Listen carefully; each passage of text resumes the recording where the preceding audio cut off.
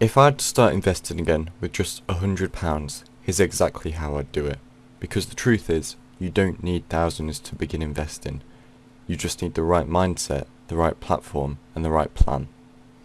In this video, I'll break down how I'd invest £100 today as a beginner in the UK, step by step, and share what I'd avoid doing if I was starting from scratch. The first thing I'd focus on isn't actually what to buy, it's the mindset. With £100, the goal isn't to get rich fast, it's to learn the process of investing, how to buy, how to track, and how to stay consistent. Think of the first £100 as a training round. Every pound you invest is teaching you something. A lot of people think £100 can't really do much, but that's not true at all. Let's say you invested £100 today and kept adding £50 a month. At a 7% average return, which the S&P 500 easily does, that could grow to nearly £9,000 in 10 years. It's not about how much you start with, it's about how long you stay invested. Time in the market really is your biggest advantage. Next, you'll need a platform. In the UK, my top pick is always Trading 212. It's got low fees and no commission.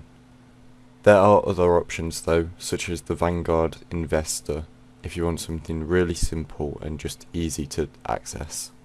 On platforms like Trading 212, in the UK, make sure you're using a stocks and shares ISA and not a general invest account. That means that all your gains would be tax free and you can put into £20,000 a year in. I would always suggest looking for a platform with low or zero trading fees and one that offers fractional shares. That means that you can invest in companies or ETFs even if they cost more than £100 a share. So, what would I actually buy with that £100? Personally, I'd focus on one or two broad ETFs. ETFs let you invest in hundreds of companies at once, which means less risk and more diversification. It's perfect for beginners. My go-to choices would be something like VUSA, which tracks the S&P 500, or FTWG, which is a global ETF that covers the entire world. That way, your £100 isn't relying on one company to do well, it's invested across hundreds. To give you an idea of how this looks in real life, the second largest part of my portfolio is FTWG, the Invesco All World ETF. I started with small amounts in this and slowly built it up to hundreds of pounds. That shows how consistent deposits can turn small beginnings into something really meaningful over time. The next step is where most beginners fall off: consistency. Instead of investing once and forgetting about it, I'd start a monthly investing habit. Even £25 to £50 a month makes a huge difference over time. Personally, when I get paid, I look at what I can afford to put in, and I just put that straight in.